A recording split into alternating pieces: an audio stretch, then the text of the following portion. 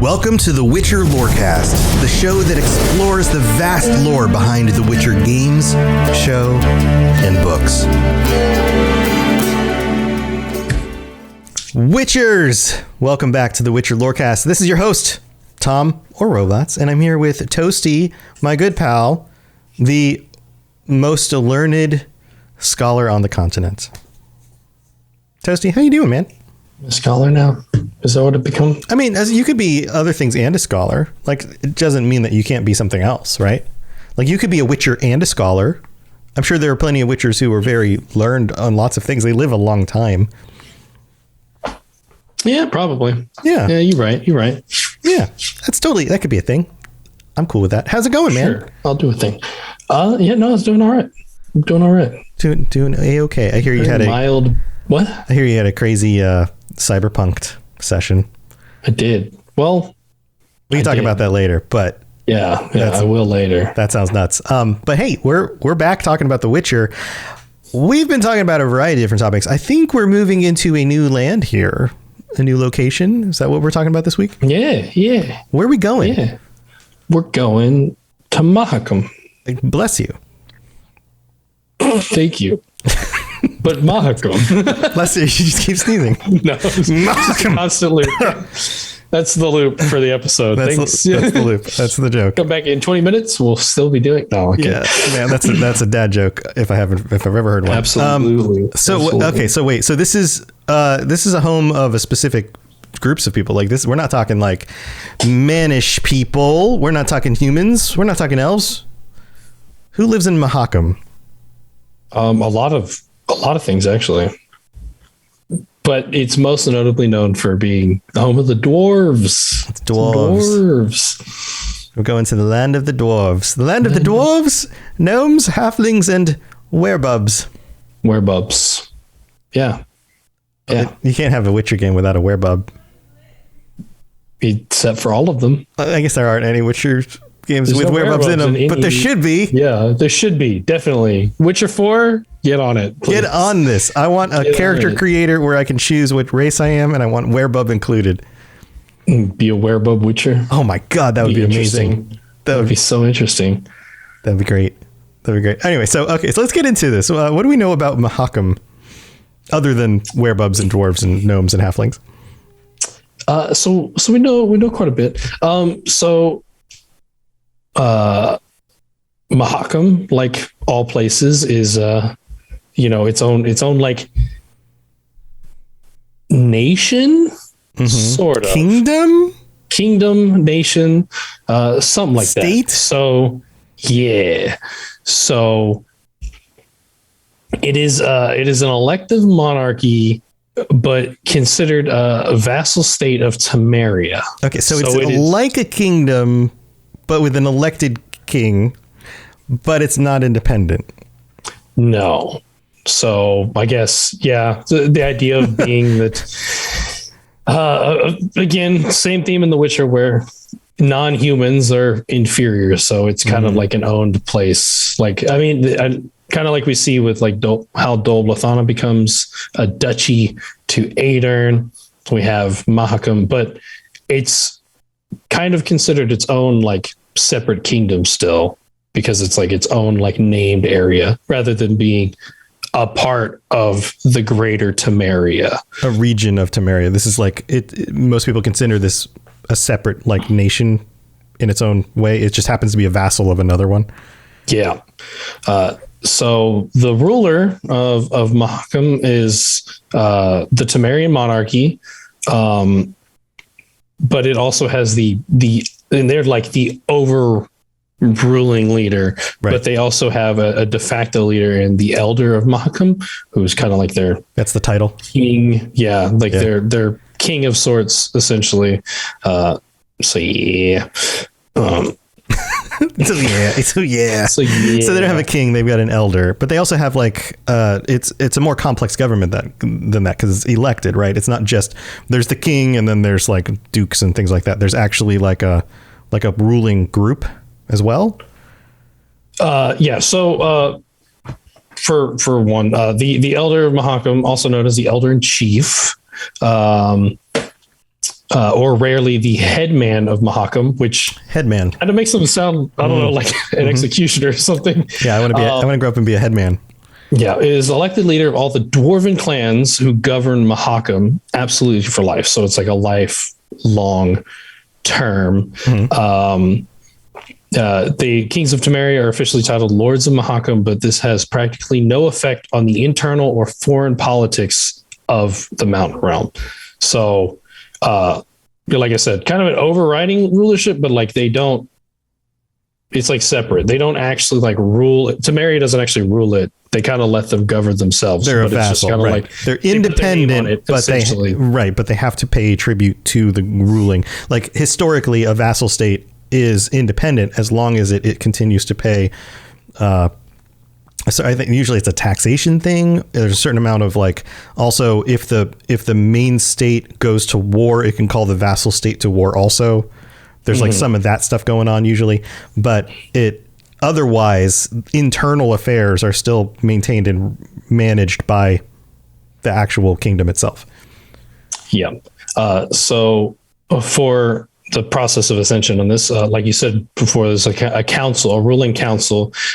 Each Dwarven clan is headed by its own elder or group of elders, all of whom are gathered in the clan council. It can be assumed that the elder in chief is chosen by them. It is currently unknown how the Mahakam gnomes participate in the election, or if at all. They're like the minority group among the minority group. Yeah, basically. Yeah. Oh man. But the elders' rule over them is rather theoretical, so it's not like it.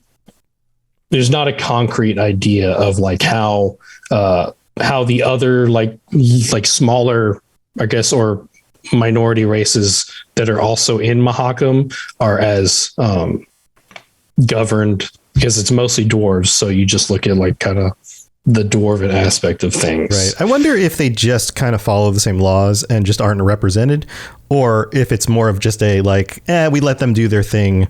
They're not that important. The dwarves are the majority. We're the ones who really make the decisions. I assume it's probably like they just kind of like follow the same laws. Yeah.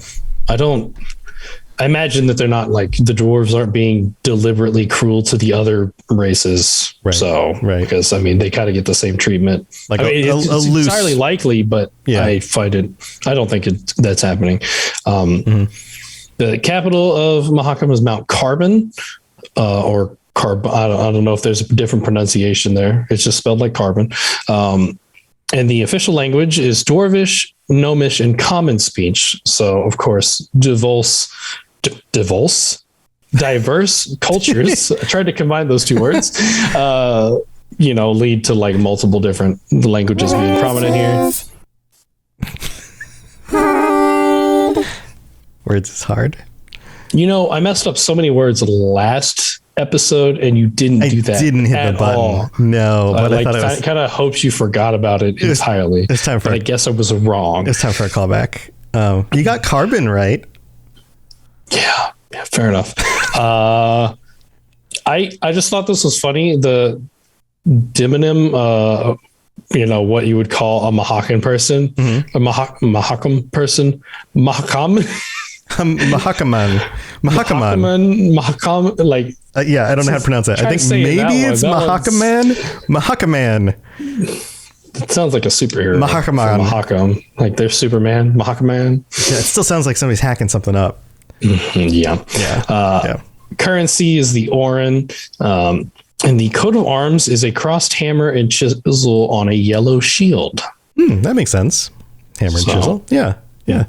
There was two different designs just based purely on the chat is starting a trend. I think that every time you say Mahakam or Mahakaman, they're going to say bless you. I'm all for it. Oh dear. Okay. There was two different like kind of like designs in the coat of arms. One based on like the original like Czech drawing, and then there was another one that was made that's kind of like represents the same like shape of like a dwarven shield. My cat is meowing so loud. It's only coming through a little bit. It's really not a Can big you thing. hear it? It's barely I'm so there. sorry. It's barely there. This episode is off the rails way more than usual right from the beginning. Oh man, it's just been that kind of day, Tom. We talked about this earlier. It's been a day. Sometimes it goes like that. Definitely. Yeah. So a hammer and chisel, which makes sense. Dwarves, crafters on a yellow shield. That's their color. We've just got sound effects all over the place. This is great. Toasty's kicking the cat out. Go away. Go away. Go away, cat. All right, he's coming back. You guys can hear, I'm sure you can hear the door closing too, like the sound effects. We've got Foley work. What they don't know is that we're just on a soundstage and there's nothing actually going on here. And this is all a bit that we're doing. Yeah, entirely. Yeah. Yeah. So moving on, Mahakam is both a vassal state, like we said before, and the mountain range between the kingdoms of Temeria, Aedirn, Lyria, and Rivia.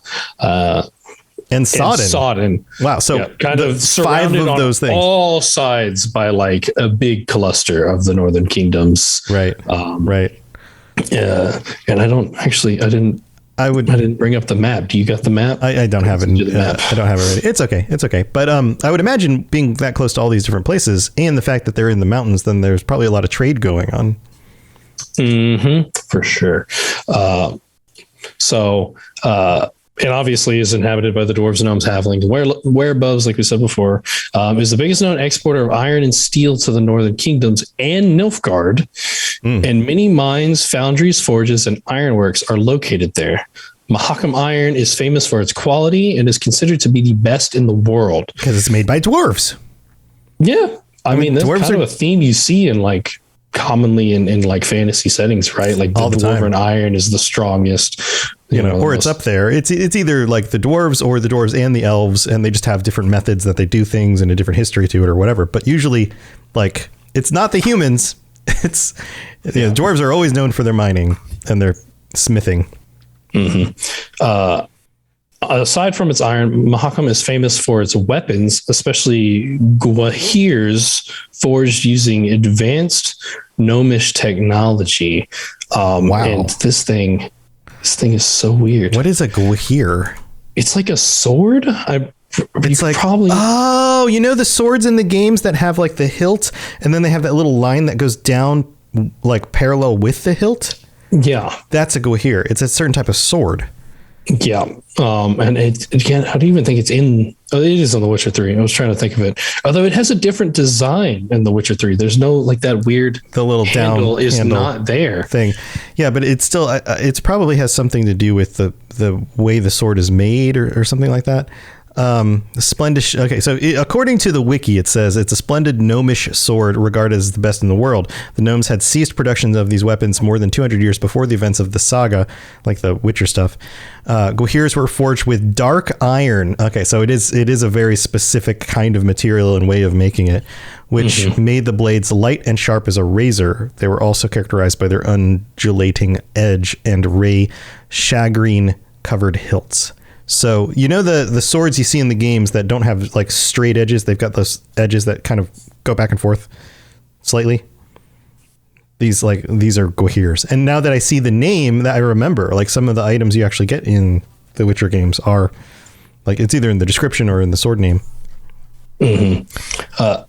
Although the kings of Temeria are titular lords of Mahakam, in practice, its dwarves and gnomes keep the region largely autonomous, as any foreign intervention would cause them to stop the supply shipments and flood the mines. The real power lies in the hands of local clans governed by a chosen elder who rules absolutely for life. During the reign of King Foltest, the position was held by Bruver Hoog. Bruver Hoog. I bet he talks like that too. Dwarven name, if I ever heard one. I'm a Bruger Hoog. I didn't even say it right that same time. Yeah, I just committed to the accent too hard. Yeah. So there's the reason that they don't like interfere is because the dwarves are like, okay, you want to mess with our stuff, we'll just flood the mines. You can never use them again. So it's like a tenuous, like threatening relationship. You need more weapons for the war, I hear. Too bad the mines are flooded. Too bad we can't get any of this material because you can no longer go down there. It's pretty crazy. But that sounds dwarvish. It sounds like a dwarf. Yeah, it sounds, yes, absolutely.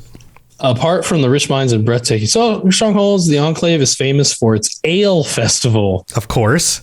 Of course. It's the realm of like dwarves and halflings. Of course, they're going to be drinking all the time. They serve them in pints. Yeah, which takes place every 25 years and attracts thousands of participants from every part of the world. This is the only occasion where the gates of Mahakam are open to everyone. When the festival is ended, no one can enter the Enclave except with the permission of the Elder-in-Chief, who usually gifts a visitor with the leaden ring, which allows him to stay in Mahakam as long as he desires. Cool. So you get like a fancy, it's like having like a pass when you go to a concert and you're like, I've got the backstage pass. I can go back here. But it's a ring. Yeah. Every Mahakam law, tradition, and custom is contained within the Four Dwarves Codex. Four Dwarves Codex. Like Constitution, kind of. For like their own version. Yeah, Four Dwarves. I wonder if that means like, obviously it's a reference to like before, like history, right? Like this is their log of everything. They got their own constitution. That's what I'm assuming. Maybe. Who knows? Yeah. A lot of this stuff is like on the edge of the lore, right? Because not so much of this stuff isn't a focus of any of the main stories. They're just things that are just kind of side references. Yeah. So we don't get like, in this passage in the Four Dwarves Codex, blah, blah, blah, blah, blah, blah, blah, because we have an entire story talking about the dwarves' political intrigue. Like that just doesn't happen in this universe, at least not yet. A little something else about the leaden ring. A leaden ring was granted by Elder Bruverhoog to King Dimavin III of Aedern, 1250s, circa when he managed to defuse King Foltest of Temeria from invading Mahakam, since the dwarves killed the tax collectors he sent in the Enclave. Although Foltest soldiers could have never taken Mahakam's fortifications, they would have surely organized punitive expeditions and pogroms, the favorite word of the Witcher universe, against all the other dwarves in the continent. So they would have lashed out against other dwarves, and that would have been an issue, even if they couldn't have taken Mahakam. We see in the show or like the book, as a result of like the Scoia'tael, like other elves start getting like killed or like imprisoned and stuff as a result of like the actions of the Scoia'tael. Years later, in 1267, during the Second Northern War, and after the Lyrian Golpe, Dimavin gave the leaden ring to Queen Meve of Lyria and Rivia, which they wwere buddies, who used it to enter in Mahakam and ask Bruverhoog for reinforcement troops against Nilfgaard. I'm having too much fun saying that word. I think honestly, it's a good name. It's a good name. It's a strong name. It's a strong dwarvish name. Absolutely. All right. Well, cool. This is interesting stuff. What are we going to talk about when we get back from the mid-break? A little bit of history, a little bit of inspiration for Mahakam. Like references to other stuff, inspiration? Yeah. Cool. All right. Well, don't go anywhere. We're going to thank our patrons. We'll be right back. Very well. Let us get this over with. Something has infested my vineyard. Great. Let me go prepare my something oil then. All right, patrons, thank you for your support. All 12 of you, we've got 12 current patrons, and 2 of you are higher vampires, Ben of Temeria and Bane, the hospital guy. Thank you so much for your support. We've got a number of Leshens as well, and if you sign up at a tier 4 or higher, we're welcome to join us on the Patreon episodes at the end of each month. We've got a few weeks before the next one comes up. Let's see, when is the next one? Today is Monday the 15th as we record this. 2 weeks from now is the 29th. So you've still got time to get in on that. Let's see, any other patron news? We don't have any new patrons this week, but we'll be working on some designs to roll out in the next few months for the second year of the stickers and t-shirts for tier 3 and tier 4 patrons. So those will be coming up before the end of the year. We're kind of, 2-3 shirts into this year already. I think we're getting close to the third one rolling out. I think only 2 have come out so far. So we're getting close to the third one. The thing is with those shirts is that if you sign up within the first year and then you stay signed up, you'll get a shirt every 3 months and you'll make it through the first year of shirts. If you sign up into the first year, you get the first year shirts, but then once the second year shirts start, you start getting second year shirts also. So you can actually double up. So if you sign up now, you'll get both first year and second year shirts. If you sign up after the first year ends, then you're never going to be able to get the first year shirts again. So if you're interested in what that stuff is, go to patreon.com/Witcher Lorecast. There are a bunch of posts with our episodes and things because people get ad-free episodes early, that kind of stuff. But if you scroll down enough, you'll see images of the shirts, or just click on like image. I think you can filter by image, and then you'll see the post with the shirt pictures, and stickers for tier 3 also. So go check that stuff out. I think they're really cool. I wish Toasty and I could have one, but they're only for patrons. They're never going to be sold anywhere else. So they're just for you guys. So there you go. Also, we don't have any new ratings or reviews, but we'd really, really appreciate if somebody would leave one. We get some ratings in, but if you leave a 5-star rating and a review and add some words on Apple Podcasts, we'll read it out on a future episode of the show.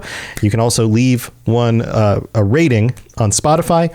And other than that, just tell your friends. Please help share the show. This show exists because of you guys and your support, and we really appreciate it. So that's all we got for the almost at 300 on Spotify, actually. You know 300. That? Almost at 300. 300. Man, you guys are awesome. Like, we get so many ratings, but so few actual reviews, you know? So few people actually put in words. So, heck, I mean, you could leave a review that says, this podcast is awesome, and then make an inside joke about something on the show. We'll still read it out. It'll be awesome. Say bless you. The next bless you to do an iTunes review. just write bless you. That's it. Just do that. Dear Toasty, Mahakam, bless you. Yep. That's it. Yep. There you go. Yeah. All right. Well, that's it for the middle of the show. Let's get back to the rest of the episode. You smell of death and destiny, heroics and heartbreak. It's onion. Right, yeah. Or Gesundheit, or Prosit. Wireless says in Danish, the word is Prosit. That's fine too. You know, any of those things will work. I didn't know that. I didn't know that either. I learned a new word. That's cool. That's why you tune into this show, to learn words from other languages.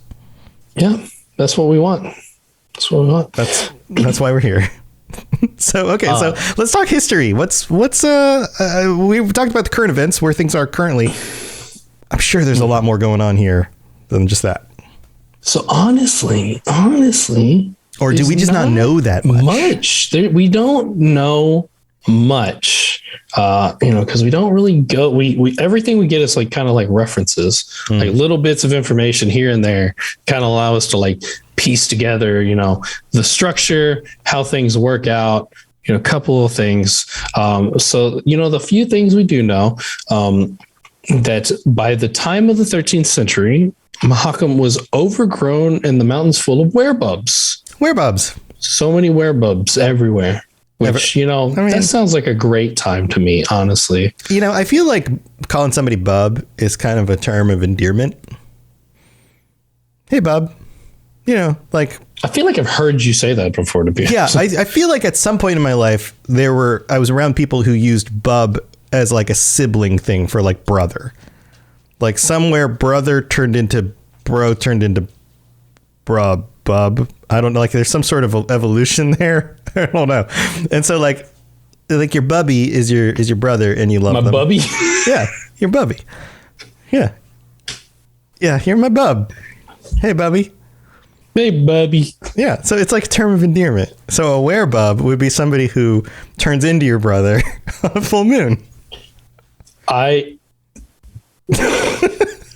that or like, I don't know why. Like, I mean, you say bro, like it's another term for bro. Now I'm just imagining like an entire culture of like people that turn into like frat boys. Yeah, bro dudes. On a full moon. Yeah. They just turn into like bro dudes. Yeah. Well, that's not nearly as appealing or cute. It's really not. That sounds like a terrifying nightmare. Honestly. Yeah, that sounds really douchey. That doesn't sound good at all.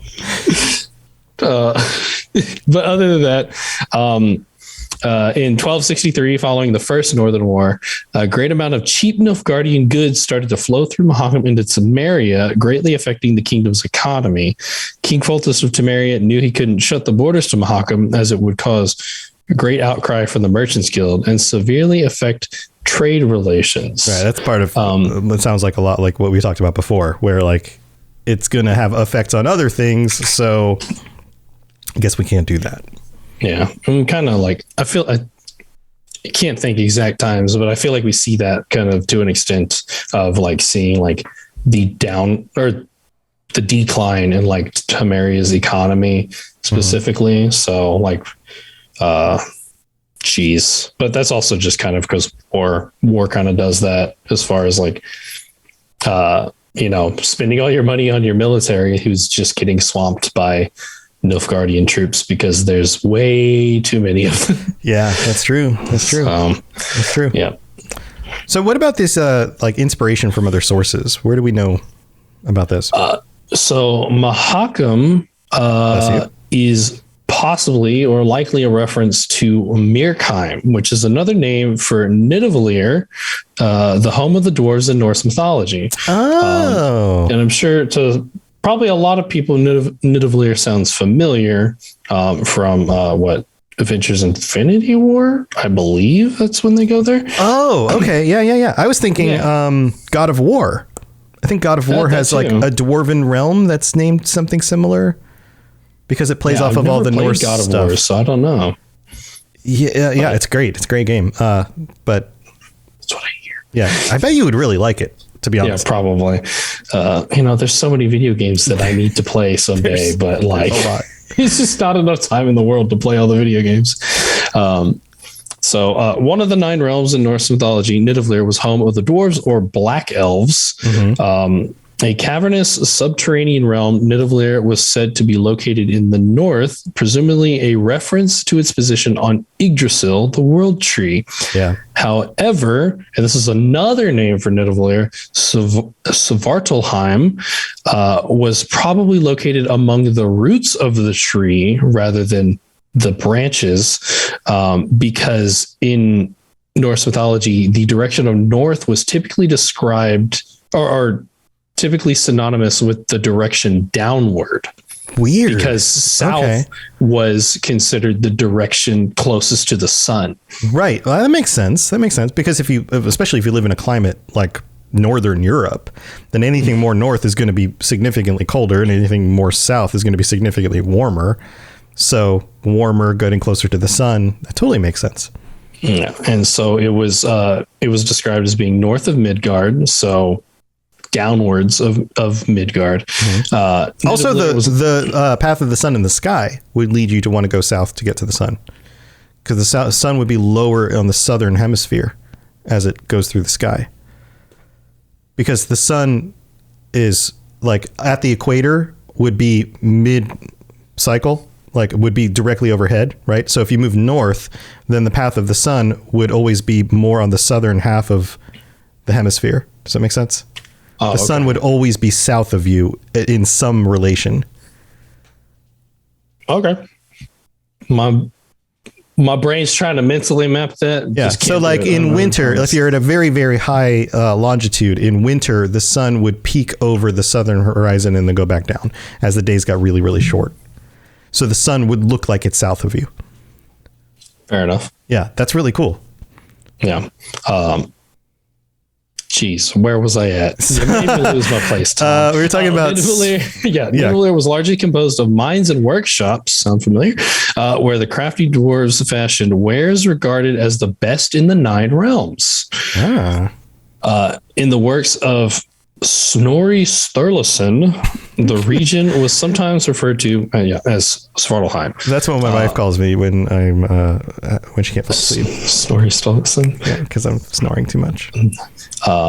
Snorrison, stop it. I can't sleep. And I'm just going to apologize ahead to one of our patrons who, is real big. I know he got like a lot of heritage rooted in kind of like the Nordic stuff. So whenever I butcher these words, please forgive, because I'm going to. Yeah, you can even write in with pronunciation corrections, so we'll send them better. That would also be nice. That'd be huge. So rarely mentioned in Norse sources, which it's interesting that it's rarely mentioned because Mahakam is rarely mentioned in The Witcher. Yeah. Dwarves often, and this goes all the way back to Tolkien's work, dwarves were seen as a very a limited race when it came to the numbers of individuals. They, like in The Hobbit, they've lost their home. They're nomadic because of that. Like, they're often seen as outsiders. And that was a big influence in Tolkien's work. But it seems like dwarves, even going back to Norse mythology, were considered to be more like outsiders, a minority. So you don't get as many stories about them because they don't come from them. And imagine, like, even in a sense, like, I guess he doesn't exactly explain it properly in mythology, but like in the terms of like seeing it in other things, of like, you know, they're not as seen specifically just due to like their lifestyle, like, you know, mining being kind of like, or, you know, on the tree of life being at like the roots, as living opposed to underground, like every other realm being in amongst the branches of the trunk. So they're like literally being out of sight. But Nidavellir is a realm, that remains shrouded in mystery. The Voluspa, something like that, of the poetic Edda alluded to the realm, tying it to the mythical dwarf Sindri and mineral wealth. Northward, a hall in Nidavellir of gold there rose for Sindri's race. So, like, very small reference, obviously, 2 lines here. On several occasions, Nidavellir served as a setting for the mythic exploits of Norse heroes. In one popular myth, it was the site of the forging of Thor's hammer Mjolnir. The story of its creation told in Snorri Sturluson's. Here we Tom, go. You want to try to say that word? Try to say the word, Tom? Here we go. Ready? Here it comes. There you go. Skaldskaparmal. Skaldskaparmal. Skaldskaparmal. Yeah, it's just a big word. I just Americanized that to hell. Yeah. Skaldskaparmal. Of the prose Edda was a classic in Norse tradition, as well as the story. And this actually leads to that same story of Loki cutting off Sif's hair and then traveling to Nidavellir and taunting the finest metalsmiths, Broker and Sentry, into crafting wonderful things because he dared them that they couldn't craft something as fine as Sif's hair, and they decided to prove him wrong. And they ended up crafting quite a few things, including Sif's replacement hair and Thor's hammer, Mjolnir. Wow. That's cool. So you get a cool, badass magic hammer, and Sif gets new hair. Sif gets new hair, dude. That's awesome. Yeah, man. So it seems like there's just not a ton we know, but the things that we do know are pretty cool, and they come from some really cool sources. So that's pretty neat. I don't know. I feel like the dwarves, when they show up in the stories, are always entertaining, right? Like any of the main dwarves that we know are always like, oh yeah, yes, good, oh yeah, woohoo, dwarves are back. Yeah, they don't really like. We don't see them like they don't. It's not a serious like aspect really. Like we see like kind of like, I mean, in the show, I mean, that's comic relief, like 100%. Like the way they like, obviously they're very like, they do a good job. We see like how formidable they are and how like deadly they can be like, when they're in a group. And you know, they're very brave and like headstrong. And like, I think we generally see that like tons of fantasy settings, like, you know, they kind of like the same kind of like presentation of them. But then, you know, of course they're always like drinking, you know, just being around, being kind of silly or whatever. Rambunctious, a little bit kind of, you know, not as proper as like the other cultures would want them to be. But I mean, like in terms of like the setting of The Witcher, I think it's like a valuable thing. Cause like we see like so many horrible aspects, and like, I don't think like I can't, and I'm sure there are instances because, you know, this is just how Witchers are. They always encounter this stuff, but like the stuff we see primarily is like, I mean, they don't like have like, they're not as judgmental. Like the dwarves aren't as judgmental as like, you know, humans or even elves. And like they can obviously like assimilate into society, because like we see dwarves living amongst humans, living in cities, making money, owning extensive businesses like the Bank of Novigrad or whatever. Yeah. I mean, that dude he runs an entire bank. Right. Right.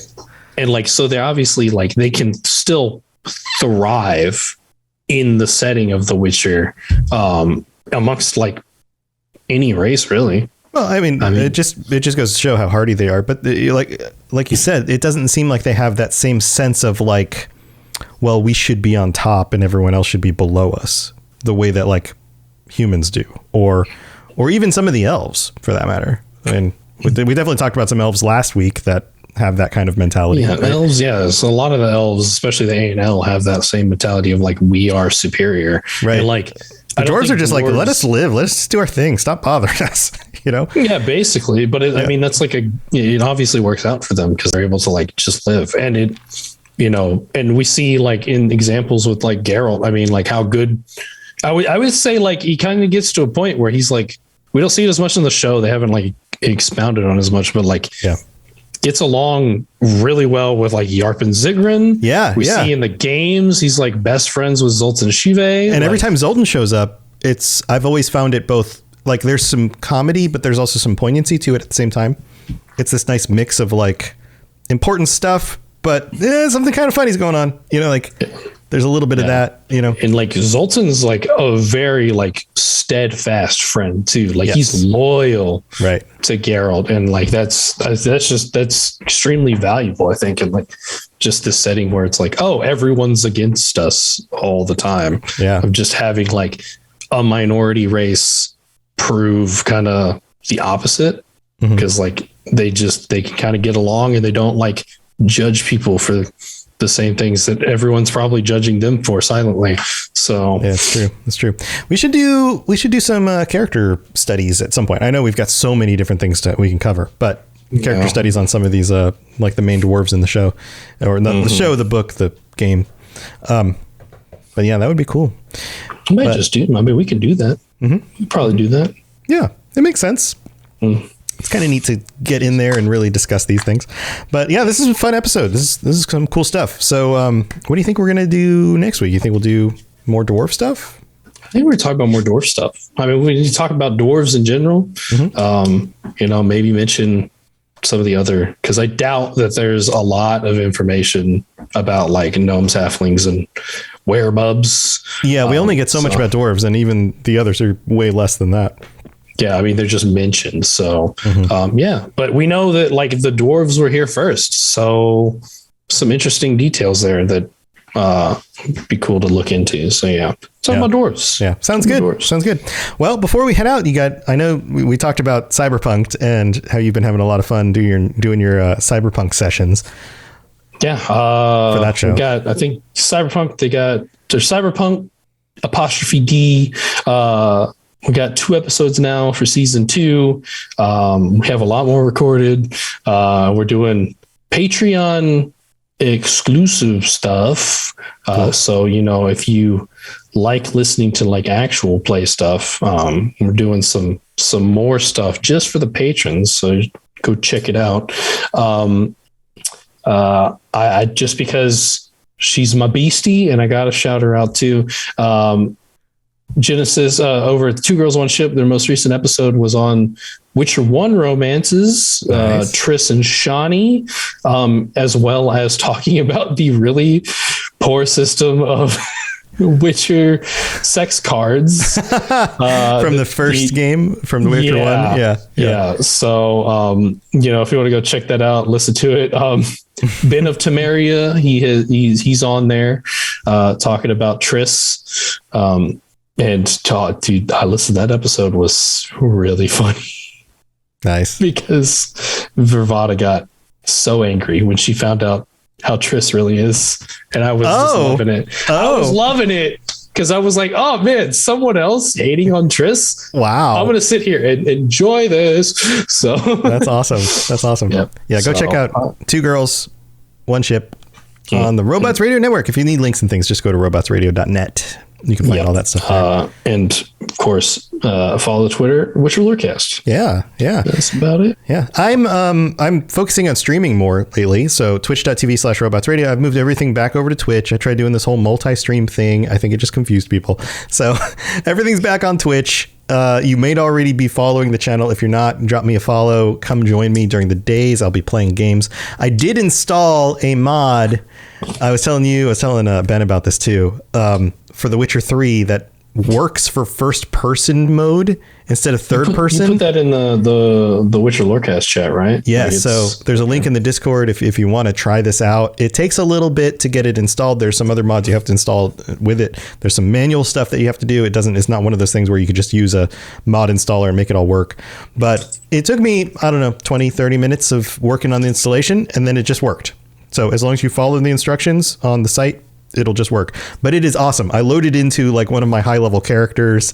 How does like look like? That's because my question is like, how does like the sword placement? Yeah, the spinning and stuff. Okay, so one of the things it does is it keeps your view forward even when Geralt is like pirouetting, which is the word they use in the book for it, right?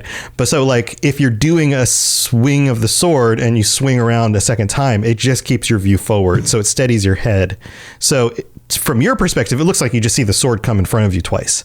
But if you were to zoom out, it would look like Geralt was spinning. Can you switch back and forth, or is this mod permanently lock you? It's permanently locked in. Even when you ride on a horse, like you see the head of the horse in front of you and you ride around, like Roach is right there, right? Does it feel more immersive that way? Oh yeah. And the other thing I did was I installed a high quality texture mod with it. So the game was designed, years ago now, and the texture quality is pretty low in comparison, but you're also zoomed out in third person, so you don't really notice it as much. When you're up close in first person, you walk up to like a stack of wood or something, and it looks like, I don't know, World of Warcraft 2004 texture in front of your face. It's a little bit weird. So it's really easy to install one of those mods. You could just use a mod downloader like Vortex or something and install that. And then now everything's like 4K textures, I think. Yeah. So like up close, everything still looks good. So it's kind of send me that both of those links so that I can try it out. Yeah. I'm curious. It's cool. So I'm thinking about streaming some of that stuff for you guys to check that out. It's pretty neat. You walk into like a bar, a tavern, and like everyone's sitting at the tables and there's a bartender behind the thing. You're not looking down on it through the top of the roof or anything. So it's pretty cool. But yeah, go check that stuff out. But come join me. I'm trying to spend more time with the community and chat with you guys and be a little bit more social. So this is a wonderful way. If you've ever felt like just shooting me a note, I try to handle private messages and stuff, but this is actually a better way for me to be able to talk with you. So if you've got a question, just jump in my stream. I'm happy to chat with you about The Witcher or whatever. So that's what I got going on. We'll see you guys next week. We've got the Mass Effect Lorecast coming up in about 45 minutes. So if you'd like to pop back in here for the live stream, you're welcome to do that as well. We'll see you around. But until next time, stay safe on the path. We'll see you guys later. Thanks for tuning into the Witcher Lorecast. We'd love to hear about your experiences with the games and the books and the TV series and all your thoughts on everything. Please check out the Robots Radio Discord and follow us on Twitter at Witcher Lorecast. You've been listening to a Robots Radio podcast. Smart shows for interesting people. Check out all the shows at robotsradio.net.